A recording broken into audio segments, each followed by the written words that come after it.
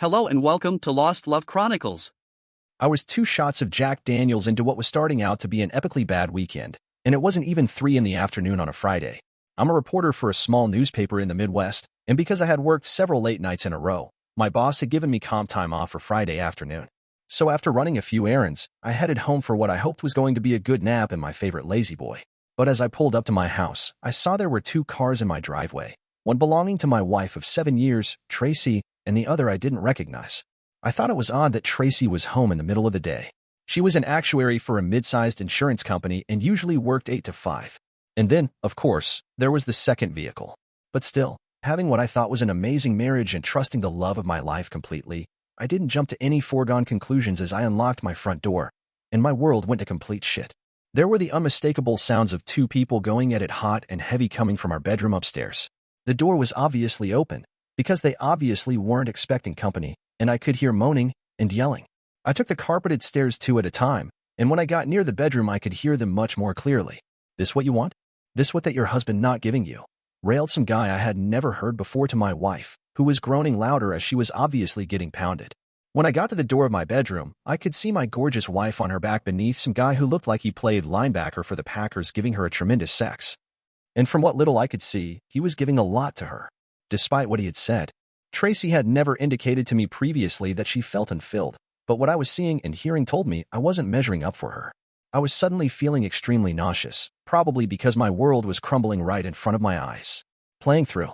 Don't mind me," I finally yelled as I walked into the room, opened my closet door, took out my gym bag, and started putting a couple of changes of clothes in it. Derek barely broke stride until Tracy realized I was there and stopped screwing him. "Oh, shit. Simon, I'm so sorry you had to see this," she yelled from underneath the monster. "We were going to tell you, not have you find out like this." "Exactly when would that have been then, Trace?" I responded. "On our 10th anniversary? From the looks of things, this is hardly a one-off.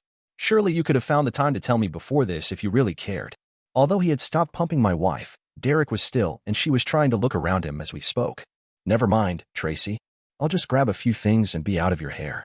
I'll come by for whatever else I want and need in the coming days. I'll have my lawyer draw up papers. By the way, who the hell is this Neanderthal plugging you?" "That's kind of funny," she giggled. "Derek is my attorney. He works for one of the big firms downtown." "Perfect," I said. I didn't bother to even close the front door when I left the house. I put my stuff in my Ford F-150 and headed straight for my favorite watering hole. Not exactly an auspicious start to the weekend. Most bars are pretty empty on a weekday afternoon, and the Rusty Fork was no exception. Even my favorite bartender, Noel, didn't begin his shift until 4. So I just sat in my spot thinking, I suppose I should have seen this coming. The last time we went out to one of my wife's work events, her coworkers barely disguised their disdain for me. And I felt toward the end of the evening that she was starting to agree with their assessment of my job and my ability to support her in the style to which she'd like to become accustomed. Tracy made no qualms about talking about how her job paid twice as much as mine. We had a terse discussion about her behavior on the ride home that night, and she pushed it off on her being somewhat tipsy. I wasn't happy with that explanation, but as someone who doesn't hold grudges, we were okay a few days later, or at least I thought we were. So here I sit at the bar. I know I should probably be out making sure to move half of our money over to an account in my name only, but right now I could give a shit. My credit card is in my name only, which means I can spend the rest of the night getting shit-faced before sleeping it off in my truck. I'll find a hotel or an apartment to rent tomorrow. Tracy and I met at a major Midwestern university. We dated for our junior and senior years before I asked her to marry me. We knew that unless I could get on at a major newspaper in a major city, she was probably always going to out-earn me, but we both agreed that everything we made was ours, not that there would be a hers and mine. And that's what I thought we had until recently. I don't know how much of her attitude is because of her coworkers, but apparently she has lost her respect for me completely, and as for her love, well, today showed me exactly where I stood. Noel greeted me when he came on at 4, and was mildly surprised at how early I was there. I gave him the Reader's Digest version of my earlier afternoon, and handed him my pickup keys with instructions to pour me into the vehicle's cab when I was done, but not to give me my keys back until I woke up tomorrow. "That's harsh, dude, finding out that way," he said to me while we talked. At about 9 p.m., I wasn't feeling any pain, let alone my extremities, when a state trooper showed up in the bar. He ambled over to Noel behind the bar and asked him if a Mr. Simon Tillerson was on the premises. Noel, of course, pointed over at me. The trooper then ambled over to me. He was very good at this ambling thing, I thought in my fogged brain, and said he had some news he regretted he had to tell me. My wife and a Mr. Derek Biggs were killed on the road about 3 hours ago when a semi blew a light in town and drove over the top of Mr. Biggs' BMW convertible. Authorities have been trying to find me for 3 hours before one of my acquaintances told them about my favorite bar. Screw me, I yelled. Drinks are on me. There is a God in heaven.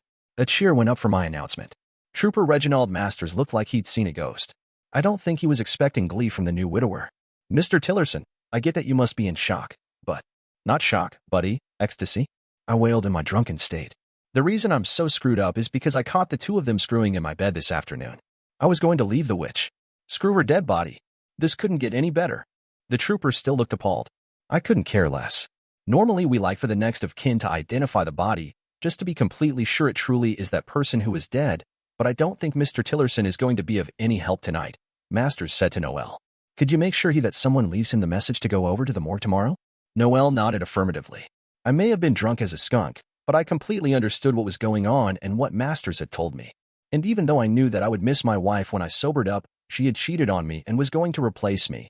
So right at that moment my anger at Tracy outranked any love I still had for her. I woke up stiff and sore in the cab of my pickup the next morning. I probably looked like shit too, but I staggered back into the bar to pick up my keys and drive to a hotel. Then I remembered what the trooper had told me the previous night, so I drove home to my empty house instead, thinking about Tracy and the 9 years we had together, the last 7 as man and wife. I was more sad than anything that it ended the way it did between us. I can't say I was really grieving, because even though I was no longer drunk, I still was happy that she and the AP got what I thought they deserved. I went home, jumped in the shower, cleaned up, and headed over to the morgue to identify the body. Tracy's body looked battered. I guess having a semi go over the top of you in a convertible will do that. I asked to see the other body as well. Derek looked similar to Tracy. I hoped at least in his case death was slower to come.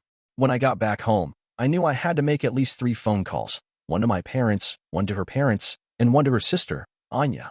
I knew somewhere deep down inside I was sorry to see her die, but at that moment every thought of her came with the visual of her urging her paramour to give it to her, and I really couldn't muster any sorrow in my heart for her. So I decided I would do my job, report the facts, and keep my lack of emotion out of the equation if I could. At least I did feel bad for Ron and Cindy Jacobs, Tracy's parents, for losing their daughter. I loved Ron and Cindy almost as much as I loved my folks, and I certainly didn't want to see them hurt. From that respect, this was not going to be easy. I called my parents first and gave them the news. My mom, easily the more emotional of the two, burst into tears immediately. My father, on the extension, started asking for more specifics, so I told him about Tracy being in the car with Derek Biggs at the time of the accident. Who's Derek Biggs? He asked directly. I knew the question was coming, but still I hesitated before answering, which probably told him volumes. An attorney friend of Tracy's, I answered. My father is a very smart man, and very perceptive. He didn't miss a beat. So why was she in the car with an attorney friend of hers at a time when she should have been home with you? Because she wasn't with me anymore, Dad, that's why.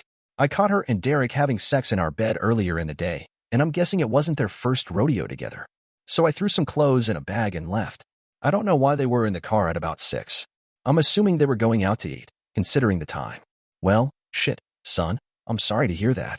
By this point, my mother had composed herself some and gotten back on the line. She heard enough to know what we were talking about. Are you sure she was having sex with another man, Simon? I mean, this is not the sort of thing you want to be telling people if you're not sure. I interrupted and was not very diplomatic. Mom, I caught them in the act. I've had sex just a few times in all these years to know what I was looking at. Have you talked to Ron and Cindy yet, Simon? If not, what are you going to tell them? My dad asked. As little as possible, Dad, unless they start giving me the 3rd degree like you're doing. I won't lie, if that's what you're asking. This could get ugly, then, son. Remember, they're your in-laws. Show them the respect they deserve. Yes, sir, I responded solemnly.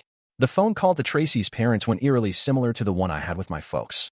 While her mother fell to pieces, my father-in-law immediately picked up on the fact that she was in the car with another man at the time of her death, when she was usually with me at that time of day. Is there something you're not telling us, Simon?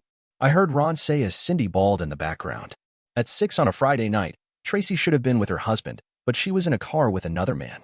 This equation's not adding up, son. All right. I half yelled, half croaked into the phone. Tracy was running around on me. I caught her in bed hours earlier with the guy she died with, and I gathered some things and I left. I guess they figured at that point they had nothing to hide anymore, and were going out somewhere together. You caught them together? In bed? In your house? Ron sounded incredulous. He was having a tough time believing the daughter he was just told was dead was also cheating on her husband and died in the car with her lover. Yes, Ron, yes. And right now I'm so mad at her I'm actually happy the two of them died. The witch and her lover got what they deserved. I knew I shouldn't have said that last part to her father, however true it was. He started to yell at me on the phone until I interjected quietly but forcefully. He was ridiculing me, Ron, while he was screwing your daughter, and she was going along with it. She demanded he give her his big tool. Yes, your daughter and my wife. I guess this saves me the trouble of divorcing her. She won't be buried in my family's plots, and I most certainly won't want to be by her side when my time comes. So just tell me the name of the funeral home your family uses, and I'll make sure the body is taken there. I'll handle all of that part of it and the financial side. You and Cindy work out the rest, like the viewing. Obviously, I won't be there. You can't just pretend she didn't matter in your life, son, Ron said in his best calming voice. You two were together for almost a decade. You can't tell me all that can be erased. It can, and it has, Dad, I responded. We were done the minute I saw her with Derek Biggs in our bedroom. Why should her death change the way I feel? Surely someday with some time, you'll feel different about this, and wished you had said a proper goodbye, Ron said in almost a whisper. Don't think so, I said just as quietly. The funeral service was done in Ron and Cindy's home church, the same church where Tracy and I made our vows before God and both families that we would love, honor, and cherish each other. The irony wasn't lost on me. I thought about attending for maybe 10 seconds before the anger started to well up inside of me. Did you ever want to choke the shit out of a dead person? That's where I was. My attending the funeral might have made Tracy's parents feel better, but would only have served to make me more angry, and believe me, I had more than my share's worth. About an hour after I figured the service would be over, I got a call from Tracy's sister, Anya.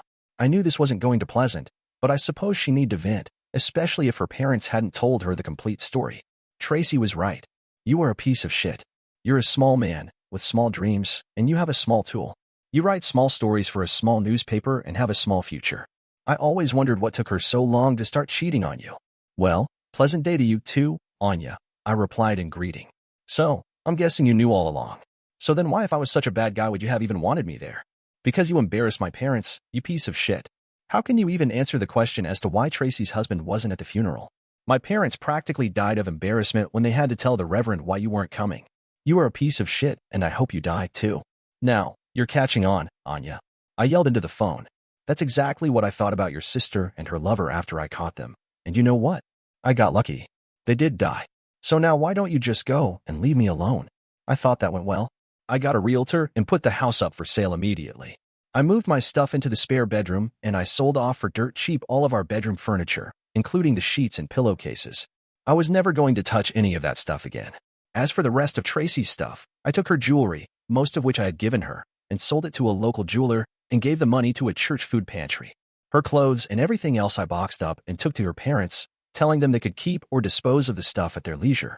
Those boxes included our wedding album and the usual small photos you normally have of each other. I had enough photos of Tracy in my head, with the very last one of her and Derek Biggs in our marital bed that was never going to be able to be forgotten. Ron and I made small talk as he helped me unload by pickup. When the last box had been unloaded, I looked at Ron and Cindy, and they looked back at me. We moved in for a tight family hug. I'm pretty sure we were all crying. See you guys, I whispered as my voice failed me. All of this was done in the first 2 weeks after Tracy's death. Somewhere in the middle of all this, I got a phone call from Cruz Miller Insurance. Tracy and I always had life insurance, so I knew why they were calling. It just wasn't a priority in my life until I got everything squared away. With everything on the obvious side now done, it was time to return the call to them. Tracy, being the insurance professional, had handled all of our insurance purchases.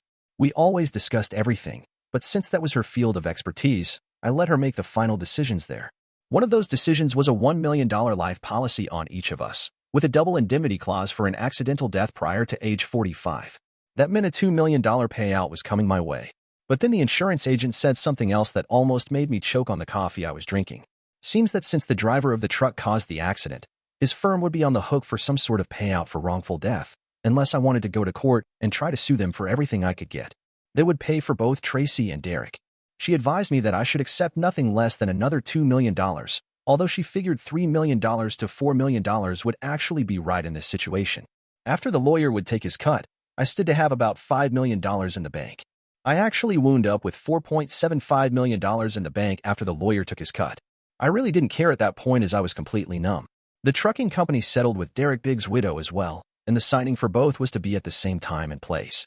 I had never met his widow until the signing, and while I thought Tracy was a beautiful woman, Derek's widow was at least as beautiful, so I wondered why he would risk his marriage for an affair.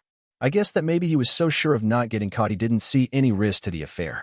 After we had signed the paperwork with the company, Ellie Biggs invited me out for a cup of coffee.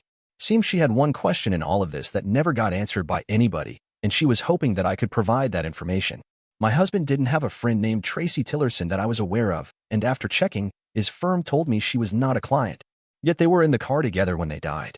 Nobody in Derek's office knows who this woman is, or if they do, they are not telling me. What was your wife to my husband, Mr. Tillerson? I took a big gulp of coffee. Damn. I hated to be the bearer of more bad news to this extremely good-looking woman. I dropped my eyes to the table in the Starbucks we were at. Oh, that bad, she said on cue. Please, Mr. Tillerson, I deserve to know the truth. So I told her the whole story from my side. She looked appalled. I suddenly felt sick to my stomach. Thank you for your honesty, she said as she got up from the table and left the coffee shop. Although I was now wealthy by most people's standards, my life sucked. I had no desire to date. I had moved into a shitty one-bedroom apartment just to have a roof over my head. I had few friends and didn't really care. I worked at the newspaper, rode my bike a lot and lifted weights several times a week. I just existed. My father, bless his soul, finally convinced me to go to a therapist. His diagnosis, trust issues. He encouraged me to get out into the public more and try to have a semblance of a life. That was a waste of an hour. I never made another appointment. So I'm sitting in my place watching baseball and just thinking this time replaying over the conversation with Anya that occurred after Tracy's funeral 6 months earlier. She said that I wrote small stories for a small newspaper, and she was right. I had taken the job because it was the only newspaper opening near Tracy's job, and since she made more money than me, I sacrificed my plans of someday moving to a larger paper until Tracy decided we should move, then I would look again. But now I wasn't tied to the community. In fact, I probably didn't ever have to work another day in my life. I was free to come and go as I pleased, and write whatever the hell I wanted, and didn't care if anyone ever read it. The next day, I went in and gave my boss, Ernie, my 2 weeks' notice. Sitting in my apartment that night, I looked at my library, so to speak. It was a collection of about 30 books, 28 of them nonfiction. One of the 2 fictions was Moby Tool by Herman Melville. That got me thinking, which some say is dangerous for me. One of my academic strengths in school, according to all the crazy tests you take, was abstract thinking. Before the days of hyperlinks on the internet, I used to do that all the time in my mind. Take a thought, mull it over, twist it around slightly, and go in yet another direction. It worked for me, but it didn't make it easy for my friends to follow my thinking when we would get into deep discussions about things. And they learned never to ask, what if, when I was around. 10 minutes later, it occurred to me that Tracy was always going to be my white whale, and I had to hunt her. But I would do it with the written word. And that's how it started. I sat down at the computer and composed my first fiction story since 8th grade.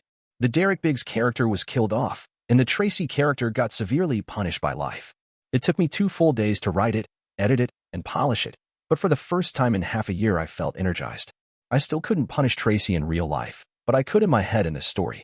I went on to write 17 more short stories over the next 2 months, changing things up but keeping a couple of constants. The Derek character always was killed off, and the Tracy character always got her comeuppance. Damn, that felt good when I would complete one, set it aside, and then read the finished product. And then I happened back to Moby Tool. It was an actual book, with a cover and bound pages. I can do that, I thought to myself. Yes, I could, and I did. 6 months later I had my first novel, a historical romance, of all things. Of course, the Derek character got killed off, quite viciously I might add, and the Tracy character was again humbled. I thought it was pretty good, and apparently a publisher did, too. The deal I got wasn't so great, but at least I didn't have to pay to have it self-published. I'm not sure how things got done, but somebody else besides me liked the book, and the publishing company actually did 2 more runs. The company wanted a second book and doubled the money, so, what the hell, I did another. This one was a murder mystery, and yep, the Derek character was the victim, and the Tracy character got caught and jailed. Again, I was feeling much better with life after completing the book, and the strong sales didn't hurt my feelings either. In my mind, it was like a lot of people were agreeing with my feelings about Tracy and Derek. I had a second publishing company come after me after the success of the second book, and they offered me a 3-book deal at again double the money. Considering I was already a rich man, although nobody knew it, I didn't need the money, so I gave the first company the right of first refusal to match the deal. They quickly agreed, so I stayed with them and gave them 3 more books over the next 18 months. Each book used the same basic storyline, although I did change the scenarios, and in the third one I even tried some humor. All 3 were hits, but But most importantly to me, I kept feeling better about myself with each book finished. I knew I was never going to be able to get any of my questions about what she did and why she did it answered, so this was as close to any satisfaction I was going to get. Like the old song says, love the one you're with. I signed another 3-book deal with my publisher, again with my price doubling, and this time they had some bigger news. Seems that one of the movie studios was looking to make at least 2 of the books into feature films for some incredibly nice pocket change. They even wanted my help with the screenplay. What the hell, sure, I said. While I had never been a big fan of Oprah Winfrey, her endorsement of a book usually sent the author into the stratosphere of success, and when she chose my 6th book for one of her books of the month, I got to experience that firsthand. It was amazing, and not only was I now a successful author, but I was now being recognized in public. Obviously, there was a downside to that, but I guess that's sort of the price of success. In general, most people are very polite and nice, but every now and then you get a jerk who wants to prove that he or she is not impressed by you. That's okay, because I'm not impressed with me either, but I don't need to take shit from anybody else. I can do rude as well as anybody. So I was sitting in my favorite bar, the same one I was in when the state trooper told me Tracy was dead, just enjoying a Friday evening with my good buddy Jack Daniels.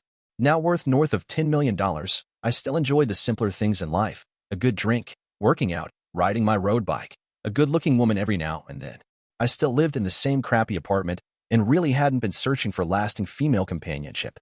I think a few of the regulars at the bar knew about my writing success, but for the most part everyone there pretty much left me alone. You know, some playful shit-slinging every now and then, but nobody really said anything about reading my stuff. Of course, I was pretty sure that about half of them couldn't read, so that took them off my potential fan club list. Noel, my favorite bartender, knew about my success, and we would occasionally talk about it or something I was working on, but he was a good dude and apparently kept his mouth shut about me. Of course, the fact that I tipped him $20 every time I was in the place probably contributed something to that. I was watching the television screen closest to me, listening to the background music, and in general not paying attention to life when 2 women were suddenly alongside me at the bar. They were both attractive, I guessed in their mid-30s like I was, and were dressed in jeans and regular tops. They weren't trying to impress anybody, obviously, but there was something about the one farthest from me that seemed familiar. I knew why as soon as she started talking to me. "You don't remember me, do you, Mr. Tillerson?" she asked as her friend leaned back on her stool so we had a clear line of sight of each other. Truthfully, I didn't at first, then it clicked. I was looking at Ellie Biggs, Derek Biggs' widow. I had only met her the one time, at the settlement signing when the trucking company paid us for killing our cheating spouses, and at that time I confirmed for her that yes, her shithead husband was cheating on her with my wife. "I most certainly do remember you, Mrs. Biggs." It took me a minute, however. "How have you been? You certainly look great, if you don't mind me saying so." Ellie blushed and looked at her friend. Then she looked me straight in the eyes. "I am much better than the last time you saw me, and honestly, I have you to thank for that, at least from an emotional standpoint. You see, Derek's death left me about $2 million richer, but I was a total mess when he was killed. And then on top of that I found out he was cheating on me. I was both sad and angry, particularly angry that I would never get to tell that cheating prick what I thought about him. Then one day Rachel here brought me your first book. She had seen your name on the cover and remembered it from my account of our meeting. At first I started skimming it, realizing you were writing about our worthless spouses and you just kept drawing me in. When Derek's character was killed off, I can't describe the feeling of relief I had. Then when Tracy got hers, I felt vindicated, for lack of a better word. That was the best I had felt since that horrible day. Since then, I've read every single book you've written. This may sound stupid, but they make me feel better about myself. And I usually giggle like a schoolgirl when Derek and Tracy get theirs. That's kind of how I feel when I finish writing one," I related. "I'm glad I could help you as well. Considering how well they've sold, I'm guessing there must be a lot of people who can relate to what we've been through. I honestly never considered writing for a career. Hell, I hadn't written fiction since 8th grade. And maybe since I really didn't have to write, since I had my settlement money and a lot of insurance money, maybe that helped things flow out of me. I guess I'll do it as long as it feels good." The 3 of us shifted over to a table, and I bought a couple of snack trays to munch on. We talked until midnight, when the ladies said they needed to get going.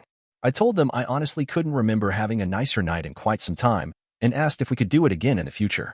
"How about next Friday night? But we start off with a real dinner first. On me?" I asked. They both accepted. I met them at my favorite Italian restaurant the next Friday night, and we again had a good time. Both women were pretty. Ellie had long blonde hair and blue eyes and a curvaceous figure, while Rachel had long black hair and was built more like a volleyball player with long, toned legs, a solid bum.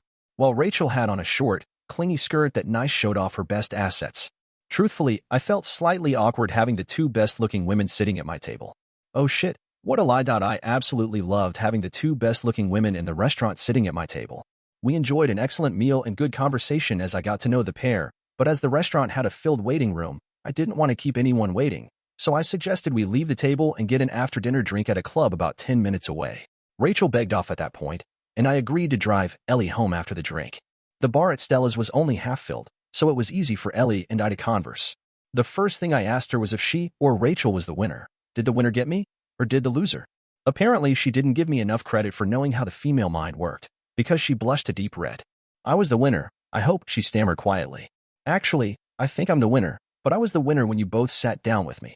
I think every single guy in the restaurant wanted to beat the crap out of me for hogging the prettiest two women, I said. Ellie blushed deeply again. Can I tell you something? And you promise you won't get mad at me? She looked at me seriously as she scrunched up her nose. I nodded cautiously, not sure where this was going. I absolutely hated your guts when I left the lawyer's office after we signed the settlement papers. I knew that you had nothing to do with Derek cheating on me with Tracy, but in my mind the fact that you knew, and I didn't put you one up on me, and I didn't take it very well with everything else going down. I kind of felt like you were holding out on me as well. I got that vibe, and I totally understood it. Besides, the two of us getting together after our cheating spouses get killed. Oh, come on, that's ridiculous. That kind of stuff only happens on the Hallmark Channel. So I let you walk away without even saying goodbye. So a year later, Rachel hands me this book, Ellie went on, and it's obvious you were pouring your heart out in the pages, and it was obvious that it was about the affair between our spouses. And it was like someone opened the curtains and let the sunlight in when they got theirs. You completely got it. I had been seeing a shrink for almost a year, and he noticed the change in my attitude right away. So I gave him the book to read, and at my next session he said, and I quote here, "Pardon my French, but this guy's a genius." Well, if I'm some kind of a genius, then why am I living in a hole in the wall with more than $10 million in the bank? Ellie looked stunned. I knew you had your settlement money and the big insurance policy, but I didn't realize you were doing that well for yourself. Why are you living like that? Because when you are by yourself and afraid to trust anyone, money doesn't mean a whole lot, I answered. Basically, I'm a simple man with no big vices. I don't have to work, if you want to call my writing work. I don't have anybody to share my life and my money with. Saying it out loud for the first time, I realized just how pathetic I was. I was basically living my life in a fantasy book world where I made Tracy and Derek pay for their cheating ways every 6 months or so. Yes, it was fun, but in reality, I wasn't really living. I was merely existing. I don't know how long I sat at the table staring at nothing, hearing nothing, feeling nothing, until suddenly I felt electricity coming from my lips. Rather, the electricity was coming from Ellie's lips, which were plastered up against mine, with her tongue soon finding its way into my mouth. I returned her kiss like a man in a desert finding a sip of water. We stayed joined at the lips for probably 30 seconds, and when she pulled away, she told me I needed to pay the tab and take her back to my apartment. I did so like a man awakening from a dream. In the 4+ years since Tracy died, I have screwed several women, but I hadn't made love to a woman since my wife died. I knew from talking with Ellie that she'd had a few men since Derek, but not a lot either, so I took it real slow and gentle. The kisses were deep and meaningful. We ran our hands over each other's bodies slowly, truly feeling with our fingertips.